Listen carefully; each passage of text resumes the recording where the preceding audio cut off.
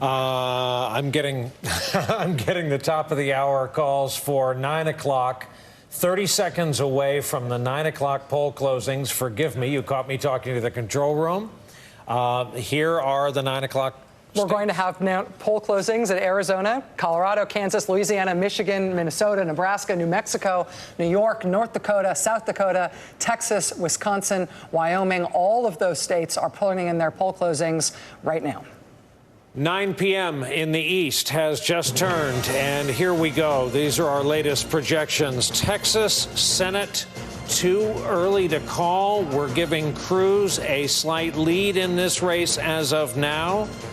Texas governor, reelected the winner, Governor Abbott.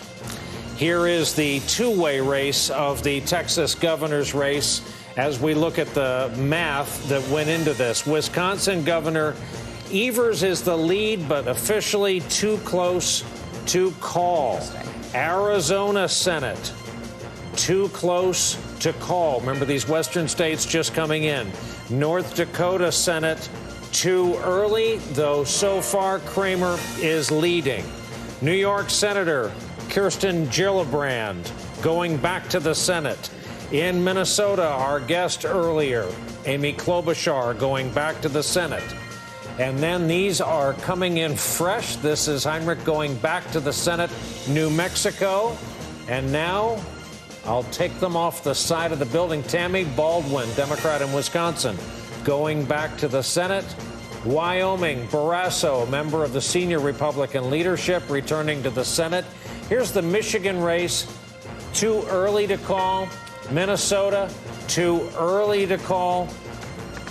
And at this hour, the U.S. Senate, let's pan down on the ice. Notice again, gray seats, undecided, 17 question marks with a 44-39 split in the U.S. Senate. We should mention that in Minnesota is in the unusual position of having both of its senators, both of its Senate seats up right now. The senior senator from Minnesota now is Amy Klobuchar. She did not have a difficult race this year. NBC News has projected that she will be returning to the Senate. And again, that was an easy one. The second Minnesota Senate race is the one that was just too early to call there. That's Tina Smith. She holds the seat that was held by Democrat Al Franken until he resigned from that seat. Tina Smith is facing a challenge from Karen Housley right now. Tina Smith is an incumbent, though she has never before run for this seat. She was appointed to fill that seat. So again, that's too early to call right now. Minnesota, one of the only states where we've got both seats up. We have two pieces of business. Tennessee Senate, I'm told we're going to get an update live from the control room.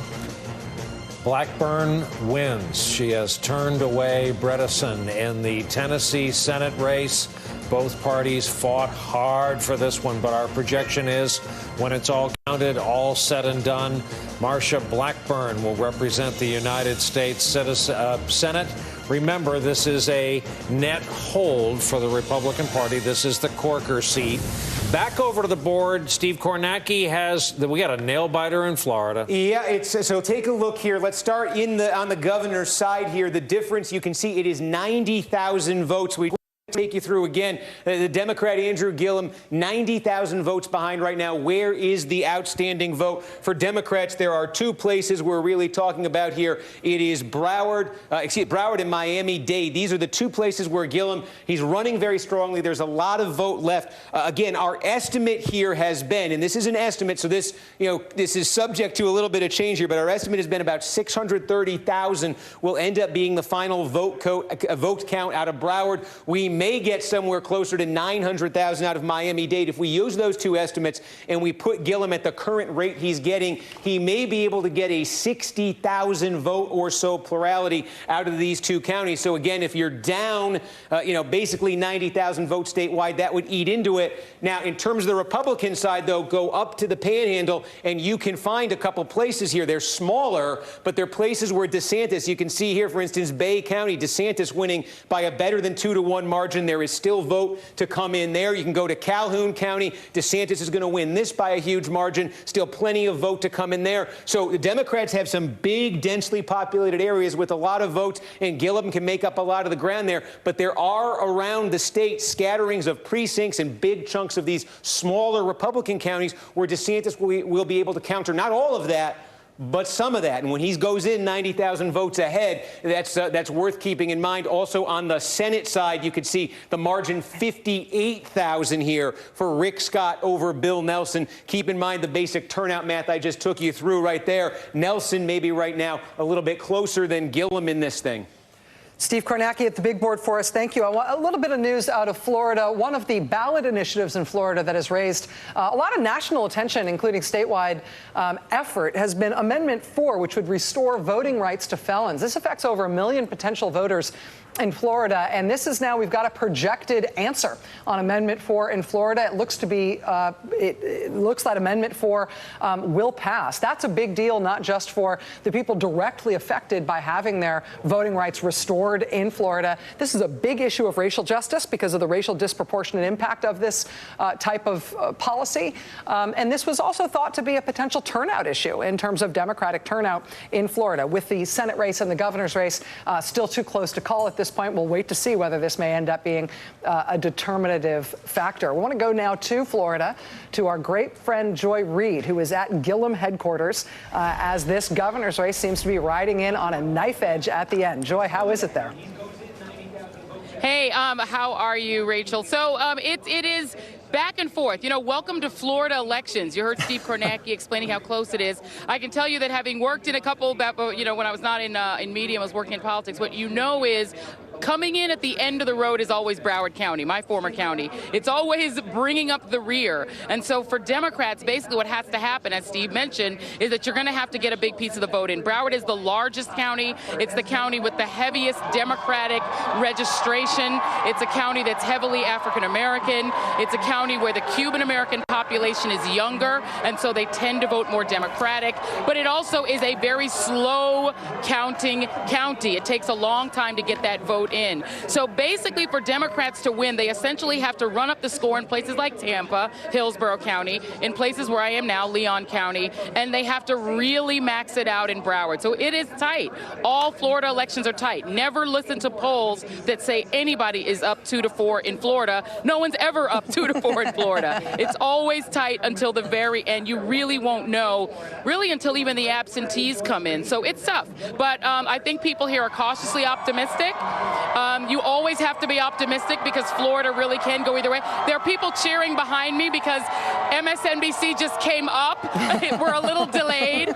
So you're going to hear a lot of noise behind me and people like you guys. So Hi, you guys. I think people are being enthusiastic. They are staying positive. We're just going to have to ride it out to the bitter end.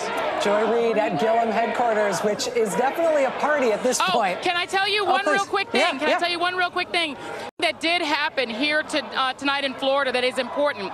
Amendment 4, which is the amendment that will restore voting rights to 1.5 million people who already paid their debt to society and had felony records, that passed. So whatever happens tonight, that amendment is going to be hugely important for voting rights in Florida. Appreciate that, Joy. Absolutely. Just reported that just before we got to you. Again, we do have a projection on that ballot measure in Florida. And there's ballot measures that are of interest all across the country. Not every one of them will we have a national call for you tonight. But as these, minimum wage ballots and redistricting ballot initiatives and medical marijuana and recreational marijuana initiatives come in, to the extent that we get calls on those at the national level from states that are considering those things, we will keep you posted. That first one that we've conveyed to you tonight, again, Amendment 4 restoring voting rights to felons in Florida, affecting well over 1 million potential voters. That one seems to have passed with flying colors. That's a big deal. In fact, the first cheer when Joy was talking was our delayed graphic that it had indeed passed, being seen by the crowd.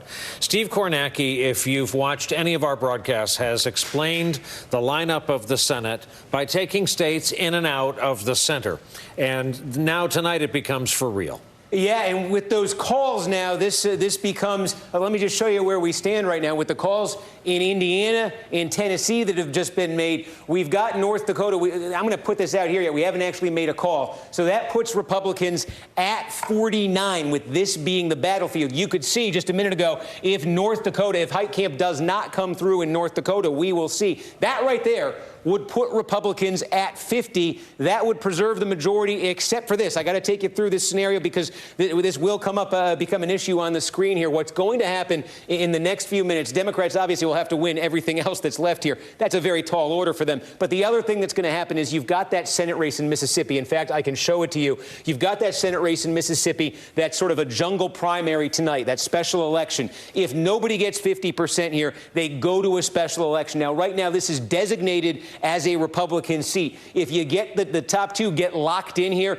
that will then be designated as a toss-up. And what it will do, it's complicated accounting here, but what will happen is this Republican number will be reduced by 1, and Mississippi is going to pop up in this toss-up screen. So what that would mean, possibly even if the Republicans got North Dakota, if the Democrats somehow got everything, then Mississippi and that runoff would end up being the deciding state. So, again, the trend Democrats are seeing here, just in terms of Indiana going, Tennessee going so quickly, is not encouraging for them on the Senate side. But that math is still alive for them, and that's just something, no matter what, you need to keep in mind as we return to this screen tonight. You will probably see Mississippi pop up here. You will probably see this Republican number drop by 1 at some point. That's what it is. It means Mississippi is taken off the board. It's declared a toss-up seat because we have the runoff coming.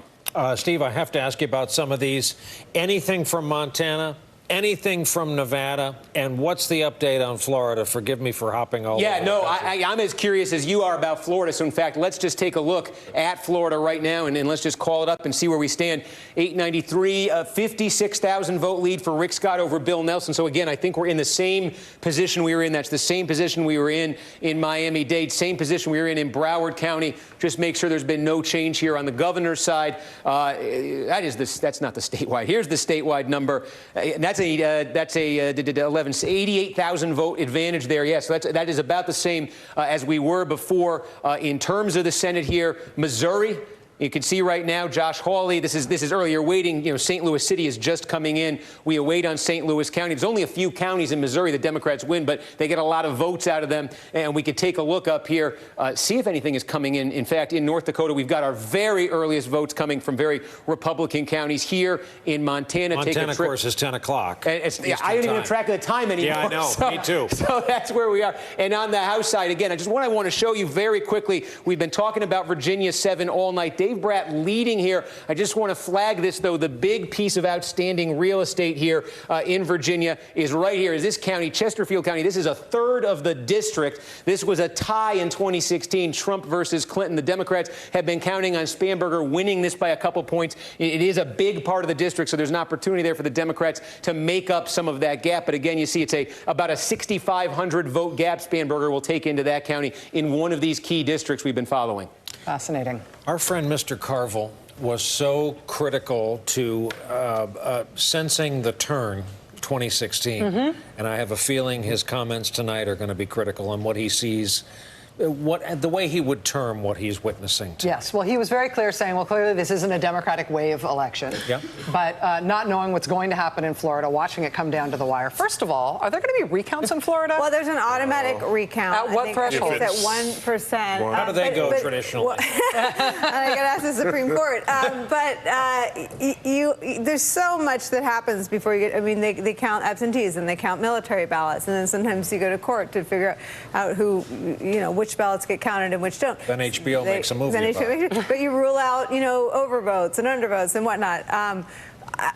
What's interesting to me, we had Texas up a minute ago. What's interesting is how far below Abbott's number Ted Cruz is running tonight. He, if you're a Republican, a Texas Republican, you think Texas Republicans just vote for Republicans. Not so. There are people that voted for the Republican governor and voted for Beto. And Garrett Haake was in the state. He's been in the state for days, and he was talking about the Abbott Beto voter. We saw that in the numbers that we put up before. Ted Cruz also, runs behind Donald Trump, who won the state by 9 points, which sounds like a lot, but it's not that much for a Republican. So this is going to be interesting no matter how it turns out. And Florida hasn't had a Democratic governor in a long time, and we may have misrepresented the ease with which Gillum is going to win if he wins. It's a really hard state. The other thing that could be happening in Florida is the old Bradley effect. Which once affected, lowered the election day vote totals of black candidates. Explain how that works. Well, it's named after former LA Mayor Tom Bradley, who kept running for governor, and polls would show that he would win, and somehow on election day he would lose. So people talking to pollsters and say, yes, I'm going to vote for the black candidate. Yes, I'm going to vote for the black candidate, and then they wouldn't. But they could also be lying about voting for Donald Trump, who's running on an overtly racist themes. Well, yes, that's true. That's true. So, so you were tempted to think that maybe that was done with after Barack Obama won the presidency twice, in many places doing better than his polls, but nothing ever really goes away, does it? I don't think it's gone away. We're talking about the possibility of a recount in Florida, and we're all remembering 2000 and the recount there. And a lot of people are saying heading into tonight, and I did a thing about this on my show this week, about the prospect of there being recounts in Southern California, if that's what it comes down to in terms of control of Congress, and imagining everybody crowding into the Orange County Registrar's office to fight those fights. But what Steve just laid out about Mississippi, like, let's say that Heidi Heitkamp loses in North Dakota, but Beto wins in Texas, and all of those other states in the Senate go for the Democrats. They do great.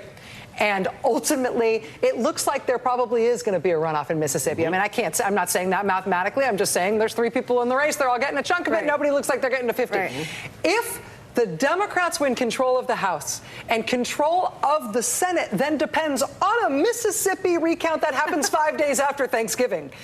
With a black candidate running against a Republican who had to beat out the other Republican in order to make it into the runoff. Can you just imagine how insane that's going to be for the country? Can you imagine the way that Trump is going to campaign in Mississippi on a recount that's going to determine whether or not the entire Congress is controlled by the opposite party?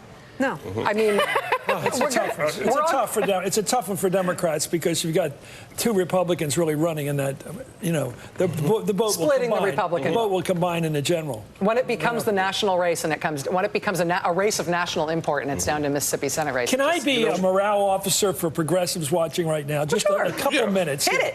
I listened to Steve, who's the expert, and nobody's better than him. And he said basically the mean right now possibility is 224. Well, that's 6 more than 218. They could go up to 232, and that would be a substantial, that would be mid-30s almost, a victory. So I think we're still, for those who are hopeful people, it's a good night to have a couple cups of coffee and stay with us till 2 in the morning, because I think the Democrats could end up picking up that what I would call a wave, 30-some points, 30+ seats. I don't know what Carville meant by a wave. He may have meant 60. I'm not sure what he meant. We didn't really nail him down on what he meant by a wave. Let me do this. Let me give everyone time to think about it, because I've been asked to send us to a break. We'll be right back, and any big calls will come out of the break and report.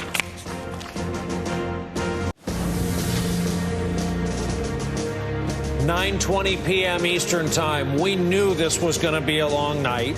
We knew it was going to be a dramatic night. We just didn't know exactly where. Here's your answer. Florida, Senate, too close to call.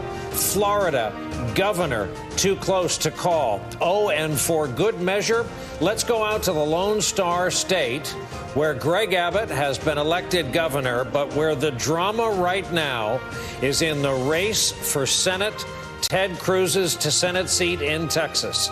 Too early to call. We are at 49.7 to 49.7, with coming up on 60% of the vote in. Less than 100 votes between them. Between Florida and Texas at this hour. Mostly, though, because it's an East Coast state, because of the overwhelming percentage of raw vote in from Florida.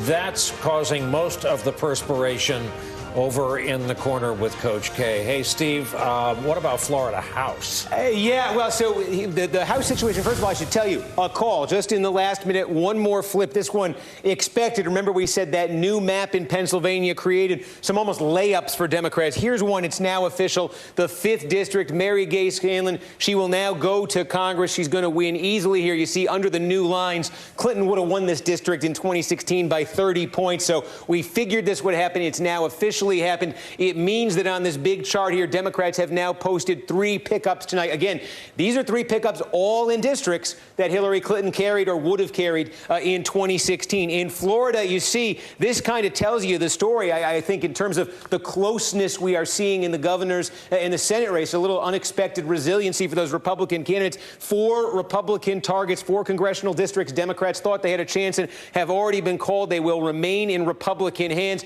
Still waiting on the 26th district. This is Carlos Curbelo. This is another Clinton district. Clinton won this district, you could see, by double digits, in fact, 16 points. This was the second most pro-Clinton Republican seat in the 2016 election, a 16-point Hillary Clinton victory in this district. Carlos Curbelo fighting for his political life right now down there, so there still could be a Democratic pickup out of Florida. But the statewide story in Florida continues to be, we can just show you here, in the senatorial race, Rick Scott leading 52,000 votes right now. Democrats do still have some vote to come in. No more out of Palm Beach here, but take a look in Broward. Democrats do still have some vote left. It's shrinking a little bit. In Miami-Dade continues to shrink as well. So still some opportunities for Democrats, but that is, over 50,000 votes there. That's the gap. And in the governor's race in Florida, you can see it here. It's still sitting at about 85,000 votes, a steeper hill to climb for Gillum still compared to Nelson. I mean, look, the story we're seeing here,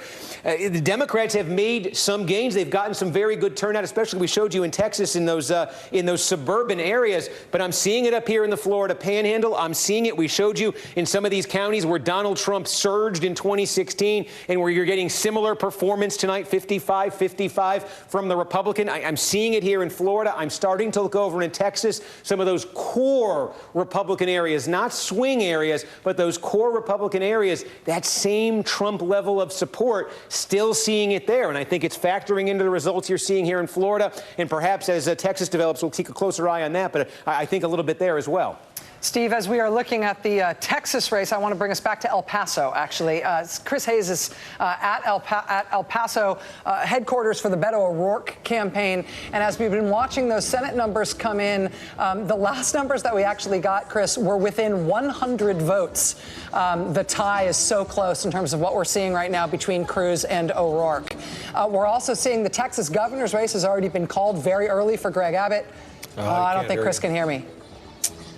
I can tell by the hand motion. Yeah, I mean, it is very loud here, and there's lots of people streaming in. The Texas Democrats continue to feel pretty good about where things stand, particularly as it pertains to their House races, which again are sort of important bellwethers for them for the national race. In Harris County, he's still about where he needs to be, at least in the early vote. He came in about 123,000 plus. He's got to run up the score in those kinds of districts. And of course, the polls are going to close later here in Mountain Time in El Paso, which should be a pretty big bank of votes for him as well. But right now, there's a lot of energy here. Chris, thank you. Chris Forrest at Beto O'Rourke headquarters. You can see as we've gone back and forth to Chris over the course of the night, you can see things filling in there. Yeah, it's noisier. Yes, for sure. I mean, these numbers, look at this. Look at that. 49.7 to 49.7. Come on. We were just looking at a difference of less than 100 votes. Now it's a difference of 1,500 votes. But this is with less than 2/3 of the vote in. Chris made a good point there about the time zone in terms of polls closing completely across Texas. But this is just... I don't know. Is this the story of Ted Cruz? Is this the story of Beto O'Rourke? Or is this the story of a new Texas? I think to Nicole's point, this tells the story of the lawn signs, and this also tells the story of the enormous unpopularity of Ted Cruz. And of Donald Trump. Ted Cruz ran arm in arm with Donald Trump in a state that should be Donald Trump country. And if a Democrat can win in Texas, a Democrat can win anywhere. If Beto O'Rourke can beat a Trump ally like Ted Cruz, which is what Ted Cruz chose to become, he could have gone to the Senate and been I don't know, a Jeff Flake, could have been like the late John McCain. He certainly had enough differences on the campaign to have done so. He chose a different path. He locked arms with Donald Trump. He flattered him. I mean, he didn't just vote with him like all the other Republicans. He flattered him and kissed up to him. Beto ran a positive campaign. He went negative, I think, at one debate. He said he regretted it afterward. He called Ted Cruz Lion Ted, which was Donald Trump's nickname for him. Beto used it in a debate and then said he regretted it and talked to you about that. So he ran a positive campaign. He ran on the message President Obama closed on, that the character of the country is on the ballot. And if he prevails in deep, deep red Texas, it will be stunning. Can I quote a former colleague in the Senate of Ted Cruz? He said, I don't dislike him as much as most of my colleagues do. I hate him. People don't like, but I think the other thing we're seeing tonight, though, and Kornacki just pointed it out, we're seeing people come out to vote against Donald Trump, and we're seeing his people come out to vote for Donald Trump in large numbers. Gene, on that, Steve has just disappeared around the corner. Now he's back. Steve, do you have a call? Yeah, I am being told, and our board's being a little finicky here, but I'm being told that Colorado's 6th district, that our decision desk is now calling that for Jason Crow, the Democratic challenger against Mike Kaufman, the Republican incumbent. Again, this is one of those districts we can show you. I'm going to sound like a broken record here. A Hillary Clinton Republican-held district. Clinton won this district just outside Denver by a 9-point margin in 2016 through September into October. There had been multiple polls in this district showing Kaufman running pretty far behind. Republicans pulled out their financial support. National Republicans did at one point. So this is an expected development. But again, this speaks to one of the patterns I think we're seeing tonight. Republicans in Trump country seem to be digging in. The voters who didn't vote for Trump in 2016 seem to be digging in against his party now down ballot. This, if you go back to our list here of pickups, let's see if it's in there yet. It still isn't. We expect this to turn blue. I guess I can't even make it do that, but we'll be 1, 2, 3, 4 now. We'll have 4 districts turned blue, and they're all Clinton districts. That Mike Kaufman district, the Democrats have been thinking they've been able to get that for the last 2 or 3 cycles, but it took Jason Crow to do it. We're going to put some more wood on our graphics fire to develop more steam. We'll be right back. Another break for us. We'll come right back with more live results.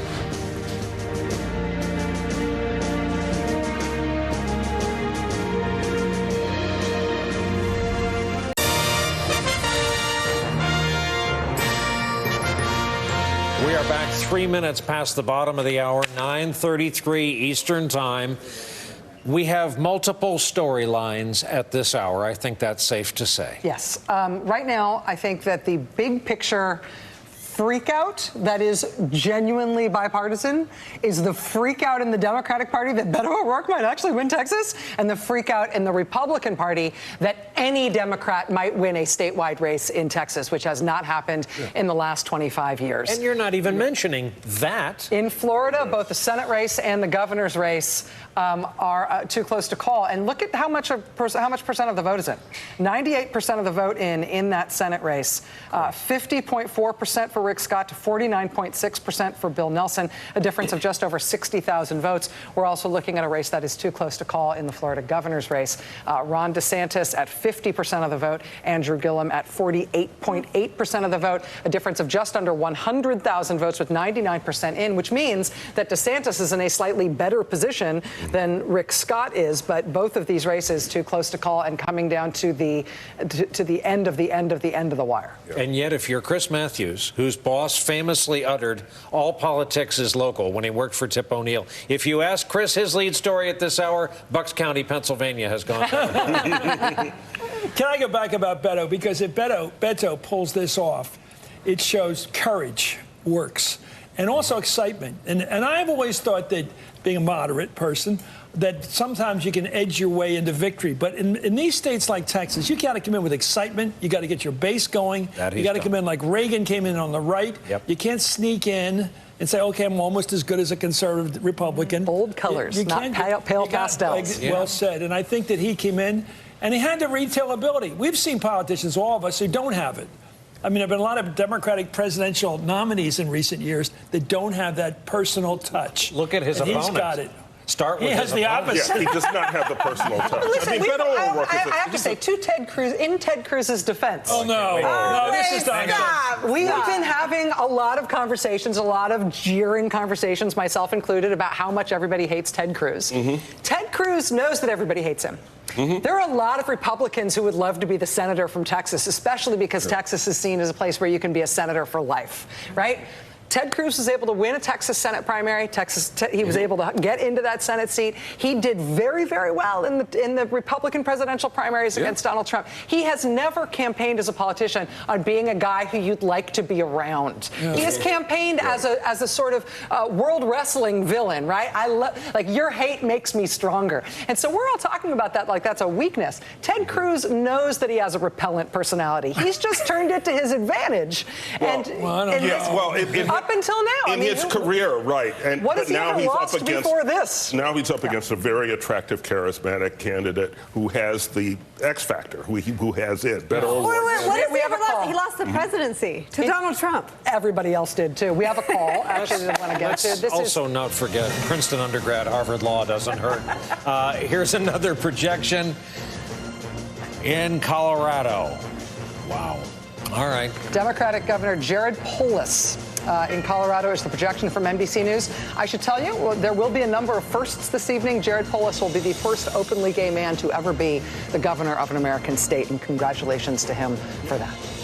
Mr. Kornacki has new numbers from Florida. Yes, it is coming down to the final votes in Florida. You see statewide, they say 98% in. Let's take you through. It's getting very simple right now. The lead for Rick Scott in the Senate race sitting at about 63,000 votes and change. Okay, 63,000 votes. That's what Bill Nelson needs to make up. There's basically two places here that are left with outstanding vote. The biggest by far right here, the core Democratic county of Broward County. We believe there are, I'll put the math on the screen. In fact, it might be easier to understand this way. We believe there are 120,000 or so votes still to be counted out of Broward County. Now, if you run, about 70% for Nelson, about 30% of Scott, the rest of the way, that would mean that Nelson picks up about 48,000 votes in terms of plurality. He can get close to 50,000 out of Broward. So again, you go back to the statewide total. He's running 64,000 behind right now. Let me just make sure that didn't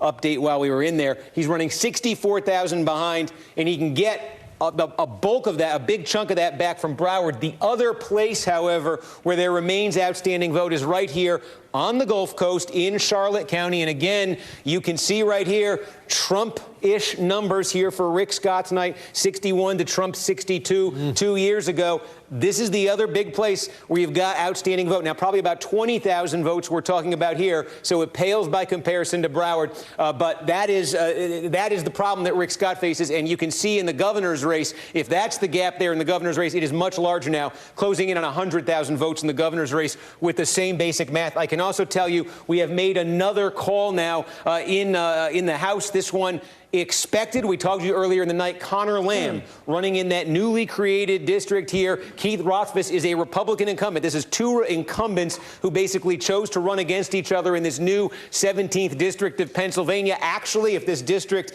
had existed in 2016, Trump would have won it by 2 points. But Lamb was leading in all the polling big. Republicans pulled out. This counts on the board as a Democratic pickup. This was officially a Republican district, the way they count these things. So you see there is another Democratic pickup. We think Colorado's 6. You don't see it here, but 1, 2, 3, 4, 5 now. And you can see, again, as these counties, as these precincts, as these districts start to be processed by our decision desk. I told you about that House estimate we had earlier. Remember, the first time we checked in on it about, I'm thinking 45 minutes ago, it was a 65% chance that Democrats would get control of the House. It has now gone to 70%. Another reason it's gone up, I can tell you, that's not a pickup. They were telling me it's a pickup. It wasn't a pickup. But you could see a 70% chance now. Our decision desk is estimating that when all of these districts come in, Democrats will end up with a majority. Again, that number is subject to change as more of these come in. But you see the trend here, again, of these Clinton-held districts. If the Democrats came into tonight needing to flip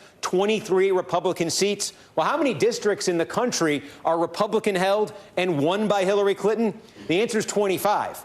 So if Democrats just get the lion's share of those, and that is basically where their pickups are tonight, if they get the lion's share of those, that either gets them there or gets them to the cusp of being there, and they only need a few others. So again, I think just seeing that success Democrats are having in those Clinton districts, part of the reason you're seeing that needle sit there at 70% right now. Hey, Steve, can you fly me to two places, please? Nebraska, where we have a call for Fisher in the Senate race. There you go. We'll put it on up the side of the building. And can you take us out to Texas? On that Senate race, everybody wondering, let's see here, right now, Beto O'Rourke leading this thing. Wow, that is a 5,069 vote margin in Texas.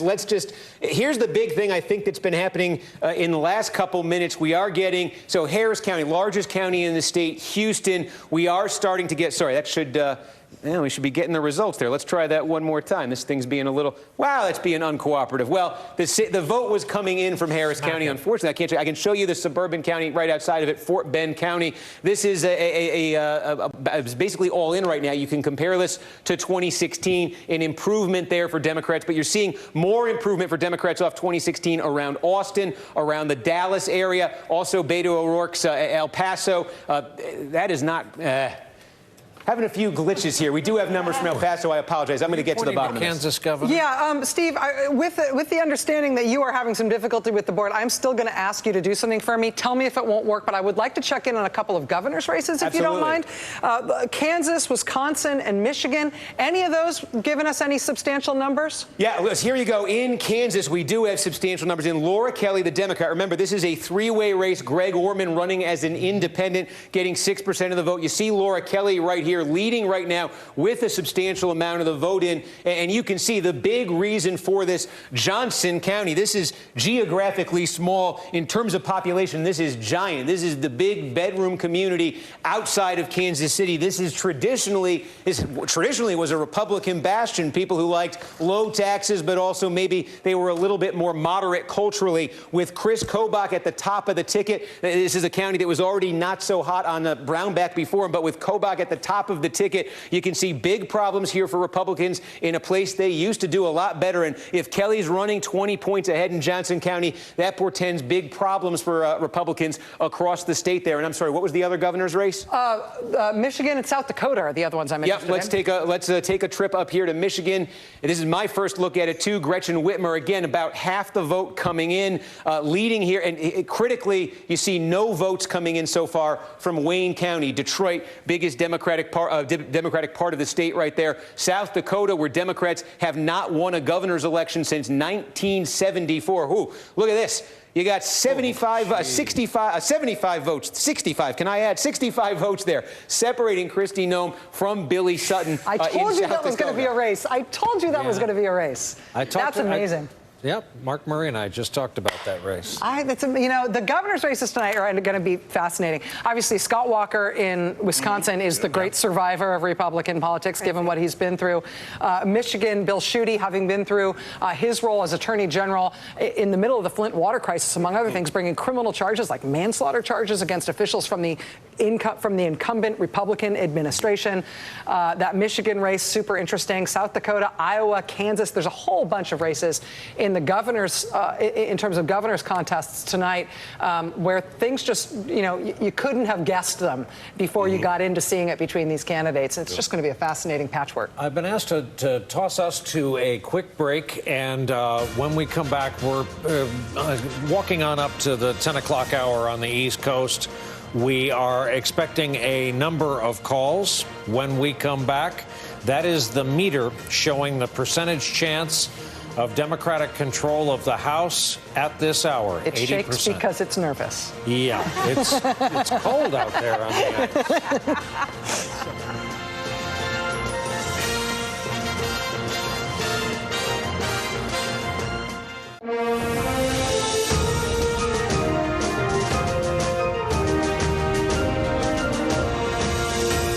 The Democrats need to pick up 23 seats in order to win control of the House of Representatives tonight. They came into tonight cautiously confident that they could do it. We have seen a lot of Republican incumbents who Democrats had targeted hold on, particularly in the state of Florida tonight, where the top of the ticket races for governor and Senate are both still too close to call. But that 23 number is still out there. That overall number Democrats are aiming for to try to take control of the House. Steve Kornacki is back with more from the House races, and including, I think, some that have just been called. Yeah, we've got a couple more calls here clarifying the situation. A little bit. Clarifying maybe is the wrong word there. Remember, I said there were a handful of districts out there that are currently Democratic held that are potential Republican pickups, and one of them was pretty close to automatic. Well, the automatic one has now come in. This is the newly created 14th district of Pennsylvania. Again, under these newly drawn lines that the court imposed this year, this would have been a district Trump won by 30 points a couple years ago. So you got two first-time candidates here. The Republican wins it as expected, but this goes in the books as a Republican pickup. This is the only one of those Republican targets that was this automatic for them, but it's now gone official. So you've got that. Now compare that with the Democratic target list. We have a call there as well for you. It is the 3rd district of Minnesota. Eric Paulson, the Republican incumbent, losing to Dean Phillips in this race. And again, here it is. We've been saying this all night. Yet again, if I can get this button to work, I was going to dramatically show you. Well, okay.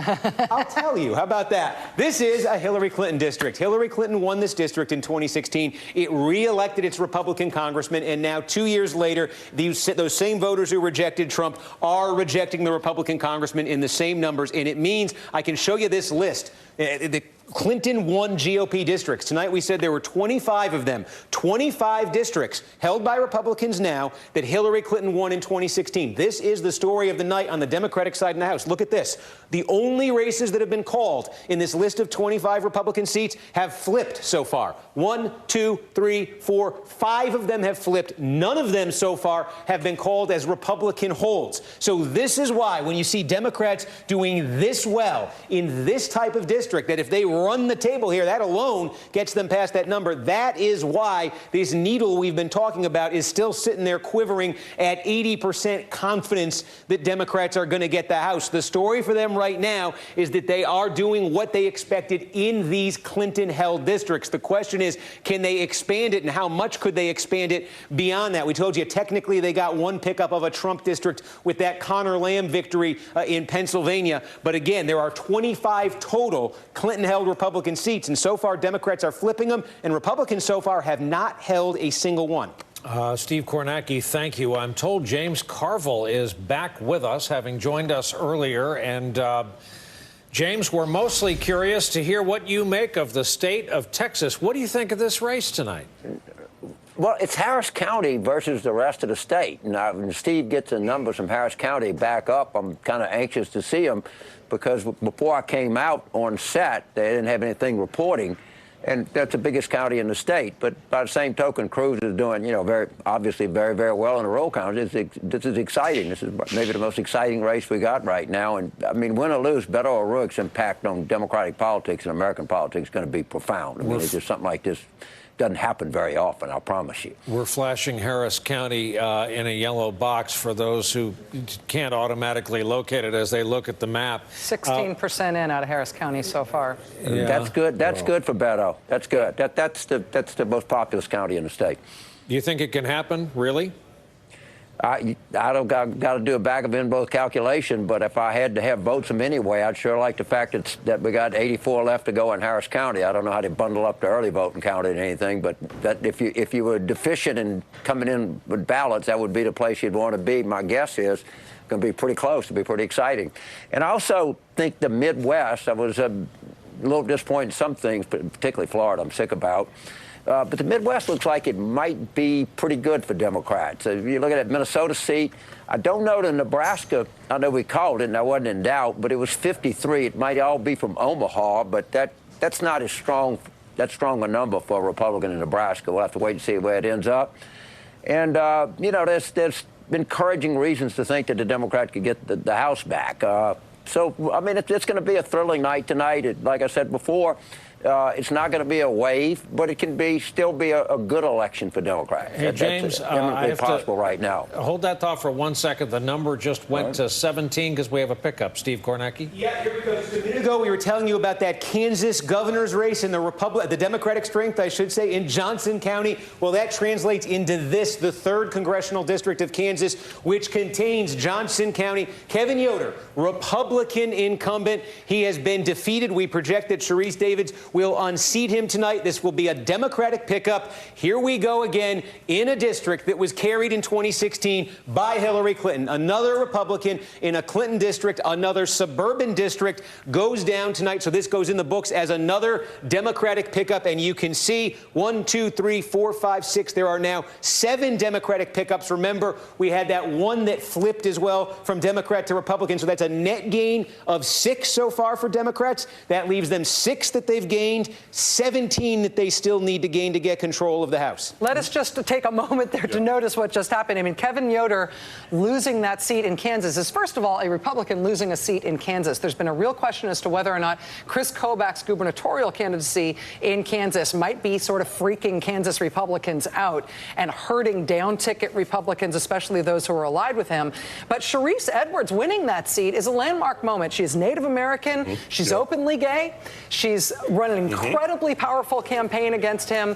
Her taking that seat in Kansas speaks much bigger than that district. And it'll be fascinating to see what happens at the top of the ticket in Kansas. There's another dual-hatted role where Chris Kobach is both running the election and running for governor. A lot of voter suppression concerns in Kansas. He's running as Trumpier than Trump in terms of that gubernatorial race. He's running after Sam Brownback had such a difficult time in the governor's race, fiscally really destroying the state. That's a huge turn in Kansas. I think Sharice Davids just became the first Native American woman to serve in the House of Representatives. I believe she did, which is an amazing thing. It's amazing that, how old is this country? You know, the people who were here before it was a country, but that's a really important first. We have another pickup, Steve? Yes, we do. I can tell you now, the 11th District of New Jersey has been called. This is a pickup for Democrats. Mikey Sherrill defeating Jay Weber here. This district, this is an open seat. Rodney Frelinghuysen, longtime Republican incumbent, elected in 1994, declined to seek re-election in this district. Mikey Sherrill, she raised millions of dollars nationally for this race. She's going to win this thing pretty easily. Now, this is not, technically speaking, a Clinton district. Donald Trump won this district by a point in 2016, but this has all the markings of these Clinton suburban districts. This thing swung very hard. If you went back to 2012, 2008, further back, this is Morris County, New Jersey. This used to be the heart of the Republican base in New Jersey. It's been trending towards the Democrats. That has accelerated in the age of Trump. I think Rodney Frelinghuysen saw this number after 2016. He had never run in a competitive race in his 24-year congressional career. That's why he didn't run. Mikey Sherrill has swooped in. She gets the pickup here for Democrats. So this is not actually a Clinton district pickup, but it is another pickup for Democrats. You can see now we got 8 of them for the Democrats on this list. They've lost that one in Pennsylvania because of the redistricting. Net gain of 7 so far knocks their magic number down to 16. And again, that is why our needle, it has moved again. It has moved to 90% right now that the Democrats will end up with at least 218 seats and with control of the House of Representatives. And with Sharice Davids and Mikey Sherrill heading to the House of Representatives for Democrats, Democrats also have 2 big stars who are going to punch above their weight in terms of attracting attention, getting on TV and branding the Democratic Party. Forgive me, James Carville, how's your meter running right now? Well, you know, that meter drives me crazy, but I'm starting to like it a little bit. But I see it go more toward the blue. I wanted to throw something at it a little bit earlier. I think, we got to wait and see. There's a lot of politics left. There's a lot of California seats, and I'm getting a little more bullish on the Midwest here as the night goes on. So I'm feeling a little better than I did the first time I was on here, but. Let's wait and see how Harris County. Just keep it at 16%, 17% for right now. I also want an accounting at the end of the night on veterans. This is the year of veterans. Running. Chris Kobach just went down to defeat in Kansas. Really? Did you just get a call? Yeah, we're calling it right now. It just arrived in my ear, to my mouth, to the side of the building. Wow. Laura Kelly. Wow. Kansas. Okay, you guys, this is a big deal. Chris Kobach you have heard of because Chris Kobach became a figure in the Trump administration without ever officially joining it. He was brought to Washington to head up the voter fraud task force. And how did they do? They didn't find any, but they made a lot of noise. And then Chris Kobach narrowly eked out a win in a Republican primary to become the Republican candidate for governor in that state, while also simultaneously serving as Secretary of State. He really has pioneered, a lot of the modern Republican politics of voter suppression, and has put the hardest, raggedest racial edge on all of it with glee. And Kansas is a fairly conservative state, and Kansas just finished up a very hard time with Sam Brownback as their governor. Chris Kobach losing, and looks like he's losing big to Laura Kelly, just speaks volumes from Kansas. I know so many Kansas Democrats. I just happen to know a lot of people in Kansas who feel like they're blue dots in the Red Sea. And both that House race going to Sharice Davids and that governorship going to Laura Kelly is going to be seen as just as an epic moment for that Interesting state. stuff happening in the middle of the country. But the vote, I mean, there's so many Trump era debacles that we don't pay enough attention to the ones that are not as recent. But this voting commission that he ran, it wasn't just shut down by Democrats. I mean, no Republican states wanted to turn over their voter rolls either. Yeah. So this was one of those instances where out in the country, Democrats and Republicans roundly rejected what was clearly a blatant suppression effort. Look at that graphic. That would indicate we have some poll closings coming up in 1 second. Here we are, 10 o'clock Eastern time. And a name you might recall from the modern history of American politics. That name is going to the U.S. Senate in Utah. Let's put it on the... Oh, we're trying. We don't have the board. Okay, we'll do this verbally. Mitt Romney is going to the U.S. Senate. There's the music, there's the building, there's the pan up, the stars, and Mitt Romney will be heading to the U.S. Senate as a freshman Republican. Imagine that. In Montana, the tester race, so many people curious about, they'll have to be curious for a bit longer. Too early to call. Ditto, Nevada, the Dean Heller race. Jackie Rosen's bid to unseat him, too early to call. Forgive the interruption. That is going to be a fascinating race to watch unfold. Back onto the ice. Thank you, skaters, for giving us the ice tonight. There are the undecided gray Senate seats and a meter of its own in yellow. And I mean, the way to look at this, yes, there's the yellow undecided seats, but that's the floor that the two parties have in terms of how many seats they've already guaranteed. You see how close the Republicans are to guaranteeing a continued majority in the Senate, but it's going to be a tooth and nail fight for every one of those ones that is yet to be decided. Steve's got some more calls, I believe, in House races. We've got a bunch of House races that just came in, and let me take you through these. First of all, the 2nd District of Virginia. This will be a Democratic pickup. Scott Taylor, Republican incumbent around Virginia Beach here. He is going to lose this one. This is not actually a Clinton district. Trump did win this district by 4 points 2 years ago. Scott Taylor, there was some local controversy around him with some allegations about his campaign. Taylor is going to lose this race tonight. We project that is a Democratic pickup. Also, this is one of those we said we expect. We just needed to actually get the votes in. One of these newly drawn Pennsylvania districts. This one, Chrissy Houlihan, the Democrat, is going to win. Now, remember, this used to be Ryan Costello. He's an outgoing Republican member of Congress. This was his district. I think he took one look at this remap and he said thanks, but no thanks. And so Chrissy Houlihan will be elected. We also have a call. This is the surprise of the night so far on the House side. Let me show you. This just came in as well. New York 11. Dan Donovan. Whoa. This is Staten Island and a touch of Brooklyn. Dan Donovan, Republican incumbent, has been unseated by Max Rose. This is fascinating because it is not a Clinton. It's New York City, not a Clinton district. There are parts of New York State and Staten Island in particular that like Donald Trump very much. This was one of them in 2016. 2 years later, Dan Donovan is losing here. We also have a call, I am told, in Pennsylvania.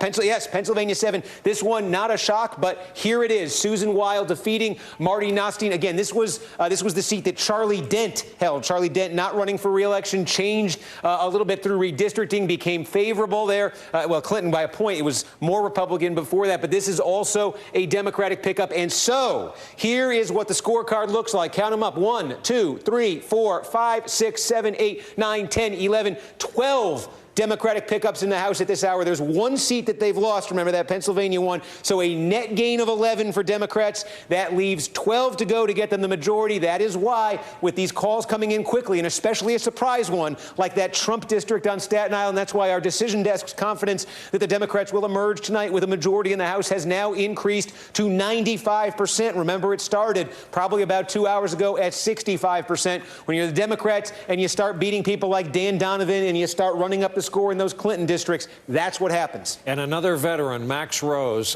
here in New York, platoon leader in Afghanistan.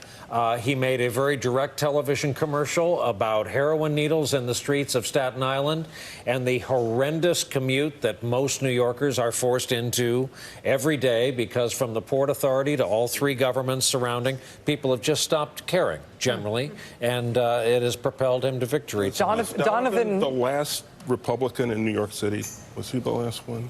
Darn near. I mean, it's the only red spot visible from space. And he was not somebody who had a national bullseye on him. He is not one of those people. His race, I think, because of him being in New York, he's seen as being always potentially vulnerable. Right. But he was not one of the people expected to go tonight. You know, we haven't talked about all the retirements, but as the 2 years that Trump was president, every week there were Republican retirements. Yes. Republicans announced every week that they would not run for re-election. Charlie Dent was one of them. So a lot of these pickups, I think, are going to end up being Republicans that said, you know, basta. Frequent guest on Hardball. Yeah. I mean, Charlie Dent is a frequent guest on your show. You know, I'm looking at that. I love that Staten Island. It's always been a bit of Bay Ridge, right? Yeah, sure. Bay Ridge and Brooklyn. Irish, Italian mainly, cops, firemen. What you said about the commute, that's an interesting issue. Yeah, it is. What New Yorkers and New Jerseyans and folks from Connecticut are expected to endure. Bridge, tunnel projects that are going to stretch into the 2020s and beyond. Just repeated as a matter of this is what we have to live through. No one thinks anymore in terms of a big project. The what was it, the 405 in L.A. that they needed to shut down for a weekend. They prepared for it. They did it. It was an engineering feat. We don't think big like that anymore, well, and it's the commuters. Andrew got us the Tappan Zee, right? The new one. Yes, but look at the Connect. Look at 287. You could lose a hubcap just driving 30 miles I pass it. I feel like I'm listening to Waze right now. We've just stopped caring. We've stopped building the big projects and dreaming big. And the tolls are, you know, more you don't think $20 for the honor of going across the GW Bridge is appropriate? Right, now that we've made it about me and my commute. Let us go to a place where we've just praised the infrastructure, let it be noted. Our great friend Lawrence O'Donnell is in Southern California tonight, where Lawrence has been watching all of this in anticipation of California poll closings, which could be absolutely epic. Before we get to that point, though, Lawrence, how have you been watching tonight unfold, and what has struck you? Well, I just want to remember that old phrase, as Staten Island goes, so goes the nation. Last week, I identified the Staten Island race as the one I was watching on the East Coast because it had a good chance of going Democratic with Max Rose running a flawless campaign on Staten Island. And Staten Island is the only Republican congressional district in New York City. It is a world apart from New York City. It is strangely of New York City, but so different from the rest of it. And so when you see that kind of change there, because Dan Donovan was a very, very solid Republican candidate. There was nothing wrong with his candidacy. He ran a solid Republican campaign. And so that win for the Democrats there tells me that where I am in California tonight is very likely to go something on the order of 7 Democratic seats for the Democrats, 7 pickups for the Democrats here, which is what the Democrats are targeting. That's what they have been targeting for all year, is picking up 7 here in California. If they do that with what you could reasonably anticipate them to pick up between Staten Island and California in the meantime, the Democrats would be solidly in control of the House of Representatives. And really, with Staten Island going, I don't see why these districts in Orange County that are in play won't also go to the Democrats. Everyone, I think Orange County is probably more famously Republican in national terms, but Staten Island is every bit as Republican as these Orange County districts. And so I think it's very, very likely that when we finally do get these results here, which will be well after 11 p.m. Eastern tonight, polls close in California at 8 p.m. tonight. We will be seeing, I think, the returns here confirming the kinds of flips we've seen starting on the East Coast. And Lawrence, looking at some of the top of the ticket races that are so unexpectedly close, maybe we should have expected them to be this close. But in Florida and Texas, we've got incredibly close races. We do have a new call right now, though. Brian? Kevin Cramer, the projected winner. Thank you so much. North Dakota Senate. No, that's okay. I was going to. Can I throw this at you? Here's the problem for the Dems. There were a lot of Democrats secretly, quietly holding out hope that, especially as Native Americans found a workaround to an effort to suppress their votes, that maybe Heidi Heitkamp might find a route to the finish. It was not to be tonight. No, Heidi Heitkamp, the numbers were absolutely against her. Heidi Heitkamp running for re-election in a state where Donald Trump won by 36 points. Yeah. She won that seat 6 years ago by less than 3,000 votes, based in significant part by very, very strong support from Native American voters. Since then, the Republican-led state government passed a law that essentially makes it very difficult for Native Americans to cast votes. Starting with what's your street address? Yeah, North Dakotans who are Native American, who live on rural reservations, don't tend to have street addresses. They decided that it would be a rule that you had to have a street address on your ID in order to vote. It was a clearly suppressive effort targeted at 30,000 or so Native American voters. It's a very difficult national story. It's a civil rights story that will linger on for a long time after these results have resonated. But whether or not those votes would have been enough to keep Heidi Heitkamp in the Senate, she has lost her seat tonight. And that's a net gain for the Republicans, net loss for the Democrats. It's not one of these seats that is a wash. That's right. Now, I want to go back to Lawrence. We were talking about some of these races that are very close tonight, both in Florida, both Senate and governor, and the Senate race of Ted Cruz and Beto O'Rourke in Texas. What's your take on those, Lawrence?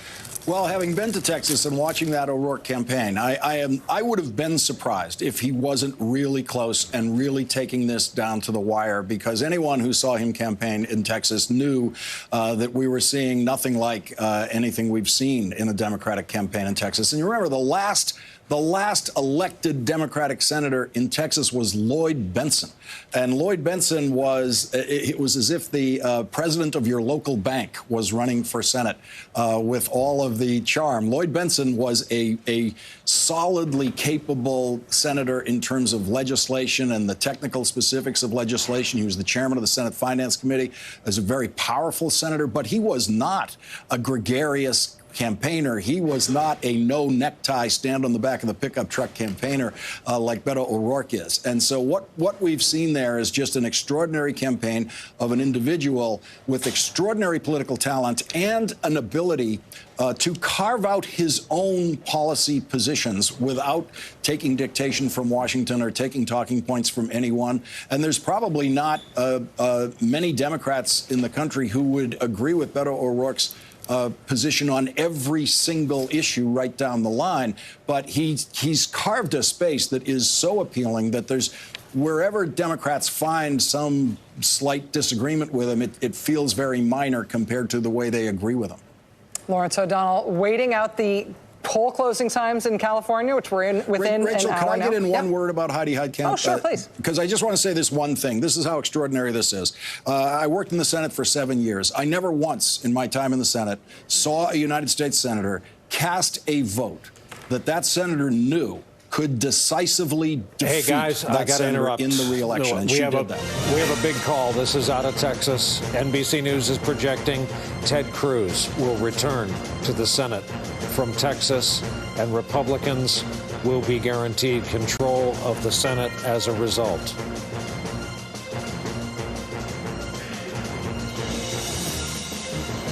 Let's go to Chris Hayes, who is in El Paso at Beto O'Rourke headquarters. Chris Hayes, we've been going back to you all night long as we've been watching this almost unbelievably close race unfold. NBC now projecting that Ted Cruz will be reelected. I got to ask you about how it feels in the room and whether or not people in the room have absorbed that call. I don't think they have absorbed it at all, to be totally honest. Loud music playing, it's filled. I mean, someone earlier tonight, a Texas Democrat who's elected, described the math in Texas like being in a prison and trying to get up over the wall. He said you could try a million different ways. It's a tall wall and it's really hard. And Beto has done a lot to get up over that wall. It looks like he's going to fall short. I also just talked to a Texas source who said already it's the best night, just extremely devastated, moribund Texas Democratic Party. I think there's generally a fairly optimistic feeling, even with Beto coming short in the Senate race. Chris Hayes in El Paso at Beto O'Rourke headquarters. Well, you guys, we have been talking about this all night, about how remarkable it is that Beto O'Rourke would get this close. For it to be called at this point, after watching it on such a knife edge, feels like a blunt ending to this. But let's go to somebody who knows this stuff inside and out. Evan Smith is the CEO of the Texas Tribune and joins us just as we're absorbing this news. Smith, thanks very much for being with us. We know this is an incredibly critical night in Texas. Let's get your top-line reaction to how Beto O'Rourke did in this race against Ted Cruz. Again, NBC now projecting that Cruz will be reelected. Yeah. Well, I'm a little stunned. I'm absorbing it myself. I've been stunned all night, though, that the race was this close. I thought that Cruz was going to win this race pretty much all along, but would win it by mid-single digits or high single digits. Understand that Republicans typically win statewide races in Texas by 15 or 20 points. So the fact that Beto O'Rourke was going to get it this close was the news going into today. Getting it to a point or two or three, whatever it ends up being, is really an extraordinary feat in a state that has not been hospitable for Democrats going back to Ann Richards. And what you heard Chris say is true. He will lose, but Democrats will have a fantastic night. They'll pick up a double-digit number of seats in the Texas House. They'll win some congressional seats. There are statewide races that have no business being close, that are tight as a tick right now. So it's a good night for Democrats, even if Beto O'Rourke loses. Evan, do you think that the gains that O'Rourke made in terms of voter registration and turnout and organizing are things that will be Beto-specific, or do you think that the Texas Democratic Party is nimble and able enough to be able to lock those in and keep those people both Democratic and voting in future elections? Too early to tell. How much of this is about Beto versus how much of this is about the political environment becoming more favorable to Democrats? A lot of talk every 4 years about how Texas is going to turn blue. Mostly that's been hype. There's been no evidence of that up until this cycle. He is a singular candidate. He is so much more articulate and empathetic, talented as a campaigner, connects with people, energetic.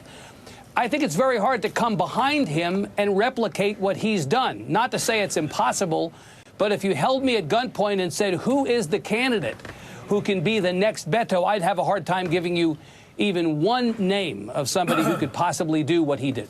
Evan, this is Gene Robinson. What are you seeing of the Latino vote in Texas, which would seem to be key to any sort of real rebirth of the Democratic Party? As you know, the Latino vote in Texas has historically underperformed the African-American vote, and especially the Anglo vote as a percentage of those eligible to turn out. Anecdotally, what we're hearing tonight is that Latinos turned out in greater numbers than they have of late. There was a lot of concern coming out of the primary that Beto O'Rourke might not be energizing Latino voters in a way that Wendy Davis did not exactly energize Latino voters 4 years ago. We'll have to take a look at the numbers and see. The reality is that the Latino vote has been so small in Texas over the last couple of cycles that even if you're a Democrat and you overperform, the numbers are not enough to overcome the embedded Republican advantage. We'll have to see what they say. Evan, you just mentioned that Democrats may pick up some seats tonight in Texas, even as Beto appears to fall short. We are just able to project right now that longtime Texas Republican Congressman Pete Sessions, who I believe is an 11-term incumbent, has just lost his seat to Colin Allred, the Democrat who was challenging him there. NBC News now projecting that result. I have to ask if that's a surprise to you, Evan. It's not a surprise. Dallas County has been described to me by Republicans as an absolute disaster for Republicans. Sessions is the largest nesting doll. Inside the Sessions doll are Texas Senate and Texas House seats, and everybody is going down in Dallas County if they're a Republican tonight. Dallas County has gotten progressively more blue over the last several election cycles. Sessions was the most endangered Republican. It is not a surprise that he's lost. Evan, I was talking to a kingmaker in the Democratic Party today who was talking about the future of Beto should he win the election today, and he couldn't run for president right away, but now he is available to run. Is it outside the realm of possibility that Beto O'Rourke, coming off of this near miss, will run for president? Well, he didn't want to talk about it until after this race. He was planning on going to the United States Senate, and he had committed to serving for 6 years, so he didn't entertain the conversation. You know and I know, Chris, there will be drumbeats about this guy for the next 2 years because he energized people not just in Texas but around the country in a way that was really quite remarkable. Could he do it? Does he have the experience to do it? Does he have the national profile to do it? We really don't know. I think what he'd like to do, probably, if he does lose this race, is go back to El Paso for a while and chill out, and then we'll entertain the conversation at that point. Is it possible? Sure, it's possible. Who knows? Thanks, Evan. Evan Smith with the Texas Tribune, really appreciate you being with us tonight, which we continue to absorb this big news. Again, underscoring the major call that we just made in the Texas Senate race, which was such an object of national fascination. Beto O'Rourke appears to have fallen short in his effort to unseat Ted Cruz, a Republican incumbent U.S. Senator winning re-election in any other year would not even be something that would make TV. It's the one kind of sort of thing that you wouldn't even think needed to be discussed tonight. Beto O'Rourke kept it close enough that we brought it until after the 10 p.m. Eastern hour before this was called for Ted Cruz. Again, also, there has been a House call in Texas while we were having that discussion with the editor from the Texas Tribune. Longtime incumbent Republican Texas Congressman Pete Sessions has just lost his seat to Democrat Colin Allred. He's an ex-NFL player and a very charismatic candidate in his own right. Steve Kornacki. Yeah, and another call, too, just coming in the 11th district in Michigan. This Haley Stevens, a Democrat. This is a pickup, calling her the winner in this district. This one, not one of those Clinton districts. Actually, this is one of those districts Donald Trump did fairly well in 2016. One of the reasons he was able to win Michigan. But tonight, Haley Stevens, the Democrat in this open seat, is picking that up. Also, we can show you in that Texas district, you're talking about the 32nd Pete Sessions going down. This is another one of those Clinton districts. A Clinton suburban district, a long-serving Republican, as you say, being defeated there. So you start to add all these together, 11, 12, 13, 14 Democratic pickups right now, balanced against that one loss that they had, that one loss seat they have. That is a net gain of 13. Their magic number sits at 10 right now. 10 more to go. They get House control. They're sitting at 95% in our meter. And one more thing, just if you check in on this category we've been tracking, Clinton won districts that came into tonight held by Republicans. Look at this. There has not been a single Republican call. Republicans have not been called the winner in a single one of these districts tonight. 2, 4, 6, 8, 9 Democratic pickups in there. So, Steve, let's just reiterate. Right now, with Texas winning the... Here we go. Excuse me. Excuse me. That's okay. That's all right. For the Democrats, this is ball game. NBC News is predicting the Democrats will control the House of Representatives. It's been a night of victories, and it's been a night of some painful losses for the Dems, but this, of course, hands a vital branch of government to the opposite party. To be clear, with Texas Senate going to Ted Cruz, NBC is projecting that the Republican Party will hold the Senate. NBC is now projecting that the Democratic Party will hold the House. So this means divided control on Capitol Hill. There's a lot of other races to cover over the course of this evening, including a lot of fascinating governor's races. But in terms of overall control of the two houses of Congress, at this point, it looks like we know how that big part of the story is going to end. Nicole Wallace, for the federal bench, you need the Senate. But for the investigations and the scrutiny that this administration will not welcome, you need the House. Listen, this is everything. I mean, Democrats have been out of the ballgame. They've been incapable of doing what the Republicans were unwilling to do because they didn't control either the Senate or the House. And this changes everything. Adam Schiff is now the chairman of the House Intel Committee. We now have a branch of government who can try to answer the question that Robert Mueller is investigating, what role Russia had in the 2016 election. We have a president who is interested in the answer to that question. You now have Democrats able to subpoena and investigate a government that, by the White House's own admission, has had some very corrupt cabinet secretaries. The dude in tactical pants who was so corrupt, even the Trump White House fired him. I mean, this is a game changer. This changes Washington. This changes life for the White House staffers. And this changes Donald Trump's life immediately. Elijah Cummings is the chairman, likely incoming chairman of the House Oversight Committee. We were talking about him the other night off camera when we were all here on Sunday night. Elijah Cummings I think is almost without equal in terms of the quality of his staff work, the vision with which he approaches his responsibilities, and the ability, just the sheer competence with which he approaches his role on that oversight committee. He and other Democrats on that committee have asked over the past 2 years, they have requested 64 subpoenas related to oversight matters with the Trump administration. The Republicans had none of it. They wouldn't approve any of them. All of those will now be approved by Elijah Cummings. And that means, that means Ryan Zinke's life is about to get a lot harder. He's not the guy in the pants. Who was that? No, that was Scott Pruitt. Sorry. Scott Pruitt was under criminal investigation by the time he left. Can you imagine? So just go back, Pruitt. Yeah. If you had a Democratic-controlled House, we would have gotten to the bottom of the his $80,000 phone booth he wanted, his bulletproof desk.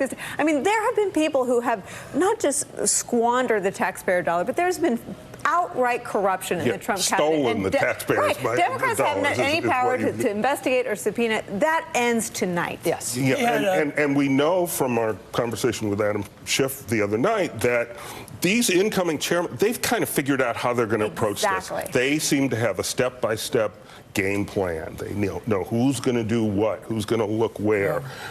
So I think they'll hit the ground running. I think the treasure hunt for Donald Trump's tax returns is on its way.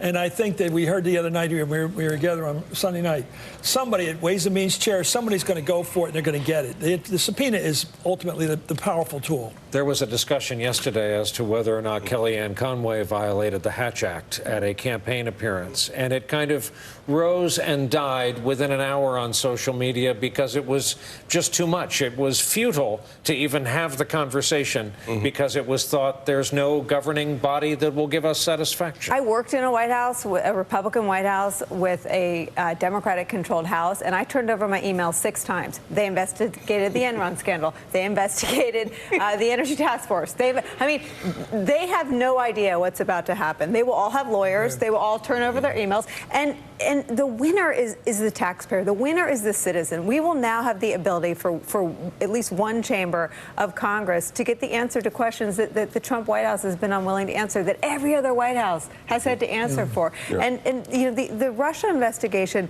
is very much in danger. I talked to folks sort of familiar with the biorhythms of the Justice Department. They don't know whether to pack or charge. Are they packing up their offices, or are they getting ready to charge more criminals in the Russia investigation? So you look at how, and I was reminded today by a former national security official, no one ever passed legislation to protect Robert Mueller. So that investigation very much in question, it's really important for the country, for Democrats and Republicans. Everyone should be thankful that Democrats now control the House. Didn't it strike you as odd the other night? Sarah Huckabee Sanders, who has not held many briefings in the last several months, rally. Shows up at a rally, a public employee paid for by the taxpayer, showing up there huckstering for the president. I've never seen that White before. House staffers were not allowed to go inside political events. They had to hold. I used to travel with Steve Hadley, who was the national security advisor, because if something happened and George W. Bush was campaigning, he had to be able to talk to his national security advisor. But he went from the plane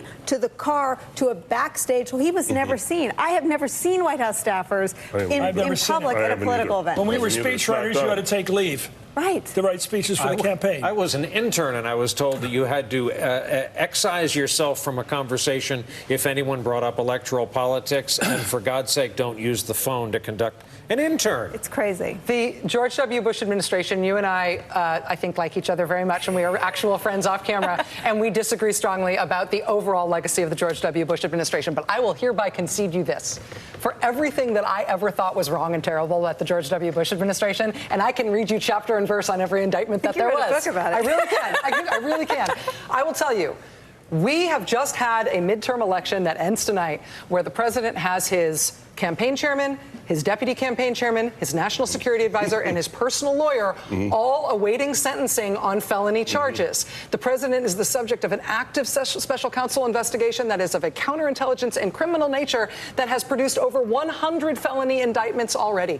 Gerald Nadler is the head of the Judiciary Committee now, and everybody says, oh, that's where impeachment comes from. No, that's where the action comes from to protect the Robert Mueller investigation, to make sure that it comes to an end. Devin Nunes will now dissolve back into obscurity. He will hold his seat tonight in California.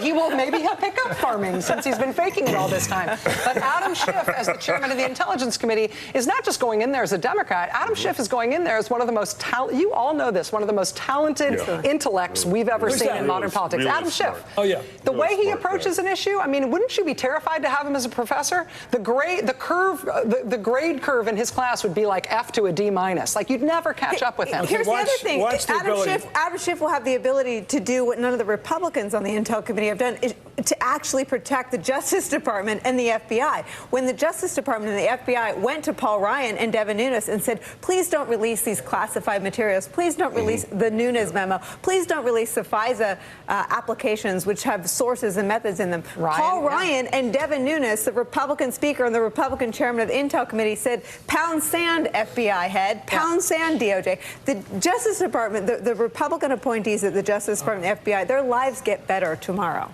Just to check in with one of the subplots tonight and an open request through our control room, I would love an accounting of women elected thus far tonight and veterans elected thus far tonight, even though the night is young. Can we have governors? Governors? Can we have governors?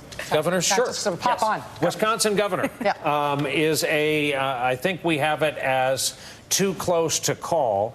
We also have, we were talking about Scott Walker, one of the great survivors, however tonight goes, one of the great survivors in American Republican current day politics. Evers up 50-48 in this race.